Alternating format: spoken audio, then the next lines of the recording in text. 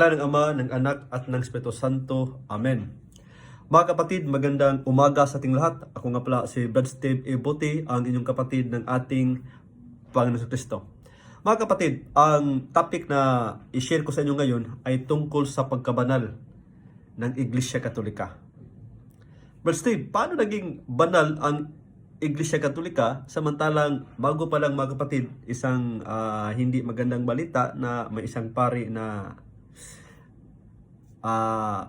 let's say, nagkasala. Hindi sa kanyang pagkapari, kundi sa kanyang pagkatao, mga kapatid. Isang misis na kanyang nagalaw sa Pampanga. So, naging balita ngayon sa panahon natin ngayon. Mga kapatid, ito ang mga bagay na ating dapat sagutin. So, ang isyong ito ay hindi tumutukoy sa isang pari, kundi sa isa sa mga marka ng ating simbahan. Tandaan natin na ang proper name ng ating simbahan, mga kapatid, ay One Holy Catholic Apostolic Church. One Holy Catholic Apostolic. Ito ang mga marka sa tunay na iglesia, mga kapatid, na itinayo ng ating Panginoon. Pero ang topic lang natin ngayon ay nakafocus lang tayo sa holy. Paano naging holy ang Iglesia Katolika samantalang maraming mga member dito, mga kapatid, ang, let's say, mga makasalanan? Okay? Una sa lahat, mga kapatid, ayon sa Isaiah 35, versikulo 8, sa aking kaliwa, basahin natin ang Biblia. Ayon sa Isaiah 35, versikulo 8, at magkakaroon doon ng isang lansangan at ng isang daan, at tatawagin ang daan ng kabanalan. At tatawagin ang daan ng kabanalan. Maliwanag, mga kapatid, na ang daan ay tatawaging daan ng kabanalan. So, kailangan talaga ang daan na ito ay magiging banal. At ang daan, mga kapatid, sa Bagong Tipan, ang iglesia na tatag ni Kristo, ay tinawag na daan. Okay? Ngayon, sa unang Pedro 1:16, sabi ni Kristo, magpakabanal kayo sapagkat ako'y banal. Magpakabanal kayo sapagkat ako'y banal. Mga kapatid, ipako natin ang isipan natin sa sinabi ni Kristo, yung kayo, tayo, na ay magpakabanal. Bakit? Dahil si Kristo ay banal. So, yung salitang magpakabanal, mga kapatid, makasalanan pa yan. Kasi hindi pa banal eh. Kaya ang sabi ng ating Panginoon, magpakabanal kayo. Dahil sa Roma 6:22, mga kapatid, tayo ay magkaroon ng bunga sa kabanalan. Roma 6:22, kayo ay may bunga sa kabanalan. Okay? Ngayon, kung basahin natin, mga kapatid, ang Roma 11:16, ito ang nakasulat. At kung ang pangunahing bunga ay banal, at kung ang pangunahing bunga ay banal, ay gayon din ang lahat. At kung ang ugat ay banal, ay gayon din ang mga sanga. Maliwanag yan, mga kapatid, ha? Kaya, ang iglesia na itinatag ni Kristo ay tinawag na iglesia ng mga banal. Basahin natin ang Biblia. Sapagkat ang Diyos ay hindi Diyos ng kaguluhan, kundi ng kapayapaan, gaya sa lahat ng mga iglesia ng mga banal. Mga kapatid, klaro, maliwanag yung pagkasabi natin, gamit ang mga chapter and verse sa Biblia, na ang iglesia, ang church, kailangang tatawagin ng daan ng kabanalan. Holy. Isa ito sa mga marka ng ating Panginoon. Ngayon, take note, sa Colosas 1:18, pakinggan nyo mabuti, sa Colosas 1:18, at siya ang ulo ng katawan sa makatuwid bagay ng iglesia. Ano si Kristo? Siya ang ulo. Saan? Sa kanyang katawan. At siya ang ulo ng katawan. Ano itong katawan, mga kapatid? Sa makatuwid bagay ng iglesia. Okay. Ngayon, sino ang katawan? Sa unang Korinto 12:27, pakinggan ninyong mabuti, mga kapatid. Kayo nga ang katawan ni Kristo. Kayo nga. Kayo nga ang katawan ni Kristo. Ngayon mga kapatid, makikita natin dito na si Kristo siya ang ulo ng iglesia. Banal, divine. Tapos, yung katawan ay tayo. Tayong mga tao mga kapatid. Okay. Makikita natin na ang church mga kapatid, mayroon siyang divine side, mayroon siyang human side. Kung bakit siya tinawag na holy ang church, kasi ang founder nito ay holy. Kasi ang founder nito mga kapatid ay banal. So, para kay Kristo, hindi issue kung gaano kalaki ang iyong kasalanan dahil alam ni Kristo na ang kanyang biyaya na galing sa kanya, ito ay makapag-transform sa atin doon sa kabanalan, mga kapatid. So, ang church pala, mayroong dalawang kalikasan, divine side at human side. Bakit human side? Sabi ni Kristo sa unang Korinto 12:27, kayo nga ang katawan ni Kristo. Ang tanong, yun bang katawan ni Kristo? Tayo. Perpekto ba tayo mga kapatid? Perpekto ba tayo? Hindi. Basahin natin ang mga chapter and verse sa Bible mga kapatid. Kung perpekto ba tayo? Roma 5:12. Kaya kung paano na sa pamamagitan ng isang tao ay pumasok ang kasalanan sa sanlibutan. Sa pamamagitan ng isang tao, pumasok ang kasalanan sa sanlibutan. At ang kamatayan sa pamamagitan ng kasalanan, at sa ganito'y ang kamatayan ay naranasan ng lahat ng mga tao sapagkat ang lahat nangagkakasala. Ang lahat mga kapatid nangagkakasala. Sa San Juan 1:7, sabi ni Jesus, datapwat nang sila'y nangagpatuloy ng pagtatanong sa kanya, ay umunat siya at sa kanila'y sinabi, ang walang kasalanan sa inyo ay siyang unang bumato sa kanya. Klaro mga kapatid, ang sino mang unang bumato sa inyo ay siyang unang bumato sa kanya ay walang kasalanan. So, maliwanag mga kapatid na lahat ng tao may kasalanan. Kahit si Kristo mga kapatid, kahit si Kristo, hindi siya na hindi siya exempt, hindi siya na exemption sa pag-atake sa kanya, kahit siya man ay tinawag ding demonyo. San Juan 8:52 mga kapatid, sinabi ng mga Hudyo sa kanya, ngayon nalalaman naming mayroon kang demonyo. Mga kapatid, si Kristo mga kapatid, hindi siya nakaiwas sa mga umaatake sa kanya. Pati si Kristo tinawag na demonyo mga kapatid, ayon sa San Juan 8:52. Ngayon, si Kristo, ang pinipili niya ang mga makasalanan. Sa San Mateo 1:21 mga kapatid, San Mateo 1:21, sabi ng ating Panginoon, ayon sa nagkasulat, at siya'y manganganak ng isang lalaki at ang pangalang itawag mo sa kanya Jesus, sapagkat ililigtas niya ang kanyang bayan sa kanilang mga makasalanan. Sapagkat ililigtas niya ang kanyang bayan sa kanilang mga kasalanan. Maliwanag mga kapatid, na technically tayong mga tao, mga makasalanan. Sa San Mateo 18:21-22, nang makagayoy lumapit si Pedro at sinabi sa kanya, Panginoon, makailang magkakasala ang aking kapatid? Panginoon, makailang magkakasala ang aking kapatid laban sa akin na siya'y aking patatawarin? Hanggang sa makapito? Yun ang sabi ni San Pedro mga kapatid, hanggang sa mga makapito. So, makikita natin mga kapatid, pag sinabing hanggang sa makapito, makikita natin mga kapatid na tayong mga tao ay laging nagkakasala.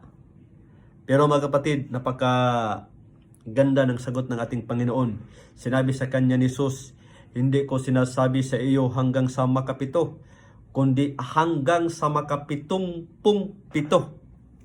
70 times 7 mga kapatid, makapitumpung-pito. Meaning to say, habang tayo ay nabubuhay dito sa lupa mga kapatid, ang ating kasalanan ay nagpapatuloy. Nasa San Juan 9:41, habang tayo ay nakakita sabi ng ating Panginoon, habang tayo ay nakakita, ang ating kasalanan ay nagpapatuloy. San Juan 9:41, mga kapatid. Ngayon, sa San Mateo 9:13, datapwat magsihayo kayo at inyong pag-aralan kung ano ang kahulugan nito. Habag ang ibig ko at hindi hain, sapagkat hindi ako naparito upang tumawag ng mga matuwid, kundi ng mga makasalanan. Mga kapatid, maraming chapter and verse na binabasa natin, pero wala pa tayong nababasa, mga kapatid, na may isang tao na walang kasalanan. Sa prueba nito, ang prueba nito nung sinabi ng ating Panginoon, ako naparito upang tumawag, sapagkat hindi ako naparito upang tumawag ng mga matuwid, kundi ng mga makasalanan. Ang prueba nito, mga kapatid, San Lucas 5:8, nung tinawag ni Kristo si San Pedro upang kanyang maging alagad. Ano ang sabi ni San Pedro? Datapwat nang makita ni Simon Pedro ay nagpatira pa sa mga tuhod ni Jesus na nagsasabi, lumayo ka sa akin, sapagkat ako'y taong makasalanan, o Panginoon. Maliwanag, mga kapatid, na si San Pedro umami na siya'y makasalanan. Lumayo ka sa akin, Panginoon. Pero ganun pa man, mga kapatid, pinili pa rin siya ni Kristo. Ngayon, mga kapatid, sa Gawa 8:1, at si Saulo ay sumang-ayon sa kanyang pagkamatay, at ng araw na yaoy nangyayari ang isang malaking pag-uusig laban sa iglesia na nasa Jerusalem, at silang lahat ay nagsipangalat sa lahat ng mga dako ng Judea at Samaria, maliban na sa mga apostol. Maliwanag, mga kapatid, na si Saulo sumang-ayon sa pagkamatay ni San Esteban. At doon sa Jerusalem, maraming pag-uusig. At ng araw na yaoy nangyari ang isang malaking pag-uusig laban sa iglesia na nasa Jerusalem. Pero mga kapatid, si Saulo, nung siya ay na-convert, siya ay tinawag na San Pablo. Okay. Ngayon, mga kapatid, hindi lang yan. Si Judas Iscariote, pinili ni Kristo. Pero anong sabi ng ating Panginoon? San Juan 6:70-71, sinagot sila ni Jesus, hindi baga hinirang ko kayong 12 at ang isa sa inyo ay diablo? Tinukoy nga niya si Judas na anak ni Simon Iscariote. Mga kapatid, sino ang nagpili kay Judas? Si Kristo. Pero Judas pa rin. At ang sabi ng ating Panginoon, ang isa sa inyo ay diablo. Kaya nga, mga kapatid, hindi dapat pagtakhan na sa ating simbahan maraming mga makasalanan. Ipaliwanag ko sa inyo yan mamaya, mga kapatid. Sa San Mateo 13:47-48, ang kaharian ng Diyos o ang iglesia ng Diyos, mga kapatid, ay inihalin tulad niya sa isang lambat. Pag itapon mo ang lambat, mga kapatid, sa dagat, hindi lahat ng isda makakain. Basahin natin. Tulad din naman ang kaharian ng langit sa isang lambat na inihulog sa dagat, na nakahuli ng sari-saring isda, na nang mapuno ay hinila nila sa pampang, at sila'y nagsiupo, at tinipon sa mga sisidlan ang mabubuti, datapwat itinapon ang masasama.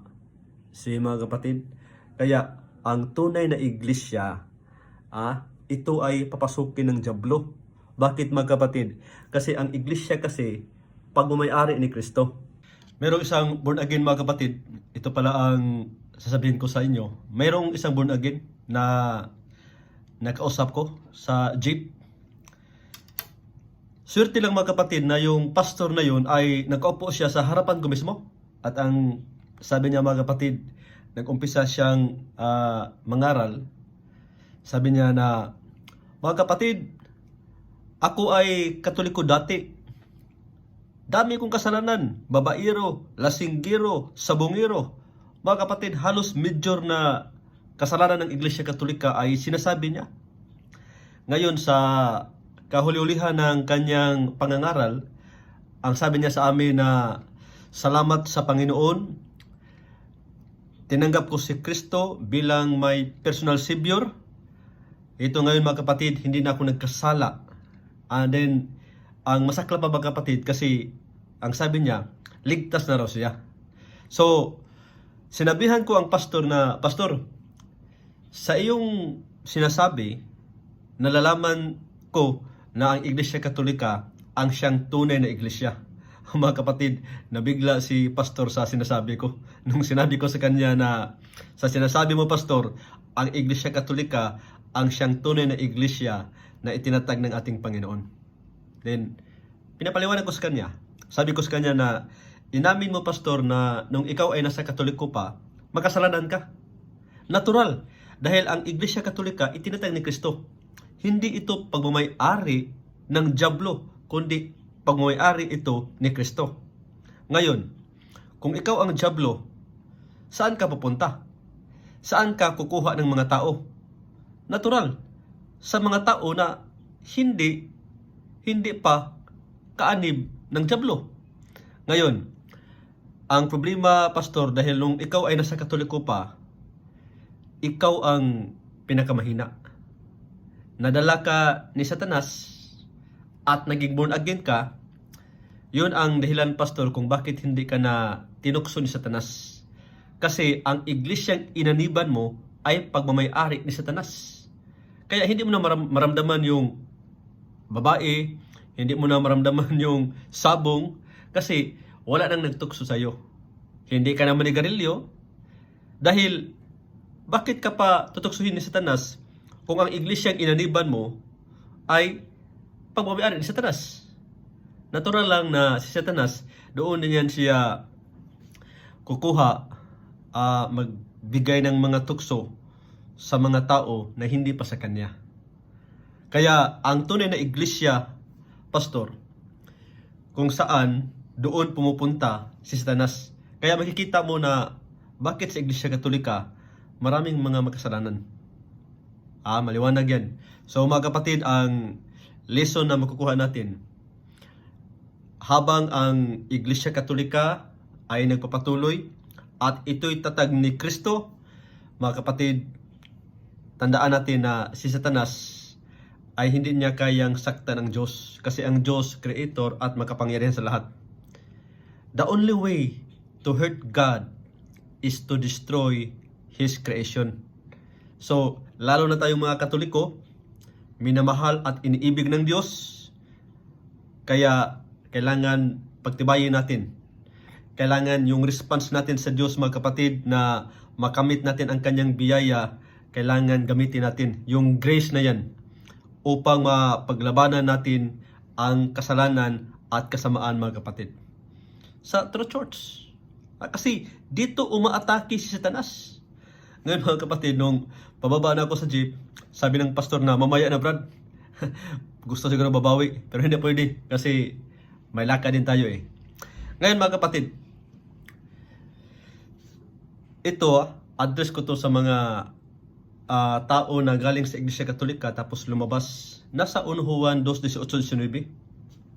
Ayon sa Biblia, 1 Juan 2:18-19, ito ang nakasulat, mga kapatid. Mumunting mga anak, ito ang huling oras at gaya ng inyong narinig na darating ang Antikristo. Kahit ngayon ay lumitaw ang marami ng Antikristo, kaya nga nalalaman natin na ito na ang huling oras. Ano ang sign sa mga Antikristo? Sila'y nangagsilabas sa atin, ngunit sila'y hindi sa atin, sapagkat kung sila'y sa atin ay nagsipanatili sana sa atin, ngunit nangagsilabas upang sila'y mahayag na silang lahat ay hindi sa atin. Maliwanag, mga kapatid. Sa iglesia ng ating Panginoon, sa katawan ng ating Panginoon, may mga lumalabas. So makikita natin, mga kapatid, ang church sa human side, hindi talaga perpekto. Pero kahit ganun pa man, mga kapatid, kasi alam ng Diyos na ang katawan, ang church ay hindi perpekto.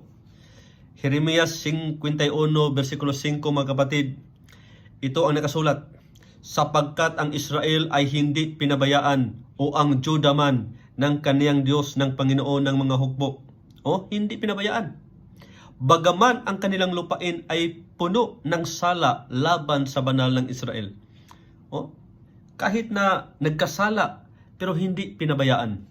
Sa chapter 5, verse 26, sapagkat sa gitna ng aking bayan ay nakasumpong ng mga masamang tao. Sa gitna ng aking bayan ay nakasumpong ng mga masamang tao. Ang tanong, Natalikod na ba ang Iglesia Katolika kumo may pari sa Pampanga na nagkasala dahil sa kanyang paggalaw doon sa asawa? Natalikod na ba ang Iglesia Katolika? No, mga kapatid. Ang pari sa kanyang pagkapari, hindi siya nagkasala. Ang nagkasala, yung pagkatao niya. Hindi ang kanyang pagkapari.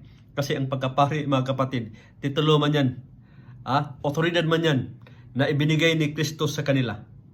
Gaya sa isang pulis ba? Ang isang pulis, mga tao din yan sila na nagkasala din. Pero huwag mong gamiting argumento na hindi ka pwedeng hulihin ng pulis kasi ang pulis ay may kasalanan din. Hindi mo pwedeng gamiting argumento yan. Huhulihin ka sa pulis hindi sa kanyang pagkatao na makasalanan, kundi sa kapangyarihan na binigay sa kanya bilang pulis. Walang kinalaman ang kanyang pagkapulis, mga kapatid, sa kanyang kasalanan. Ganon din ang mga pari, mga kapatid. Kung tayo man ay humingi ng tawad sa pari, hindi sa kanyang pagkatao bilang makasalanan, kundi sa kapangyarihan na binigay ni Kristo sa kanya. Kaya, ang sinasabi na pari sa Pampanga nagkasala, sa kanyang human side, nagkasala siya bilang pari, bilang tao, personal. Pero sa kanyang pagkapari, kasi ang pari, titulo man, hindi siya nagkasala, mga kapatid. Gusto lang natin ilinaw, Kaya mga kapatid, sa kahuli-hulihan, kung gusto nating malalaman kung gaano ka banal ang Iglesia Katolika, ay para itong isang puno ng mangga na sa iyong paglalakad, mga kapatid, ay makakita ka ng isang bunga ng mangga na nahulog sa lupa. Kinuha mo ito, pinulot mo ito at tinikman. Sa pagtikim mo, mga kapatid, maasim pala. Huwag mong sabihin sa akin, ikondina mo na ang puno ng mangga at ang kanyang mga bunga na ito ay maasim. Kumo, tinikman mo ang mangga, yung bunga ng mangga, yung mga nahulog na sa lupa. That is fallacy. Kung gusto mo matikman kung gaano katamis ang puno ng mangga, mga kapatid, yung kanyang mga bunga, kung gaano ito katamis, umakyat ka sa puno at doon ka mamitas at tikman mo. Matamis pala ang manggang ito. Kaya nga, mga kapatid, kung paano mo malaman ang isang iglesia na ay banal, tumingala ka lang sa langit. Tingnan mo ang kasaysayan ng Iglesia Katolika. Napakarami na, mga kapatid, ang nagiging santa at santo sa Iglesia Katolika. Samantalang yung ibang relihiyon wala pa. Samantalang yung ibang relihiyon wala pa. Huwag kang mag-judge sa isang iglesia sa pamamagitan ng mga tao na nagkasala. Kasi pag doon ka mag-judge sa mga tao na nagkasala, lumabag ka sa nakasulat sa Biblia. Kasi kahit ikaw man ay makasalanan din. Mga kapatid, alam mo ang ibang relihiyon?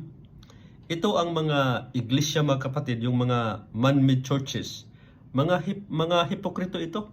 Alam niyo yung Hippocrates, yung hipokrito? Alam niyo ba ito, mga kapatid?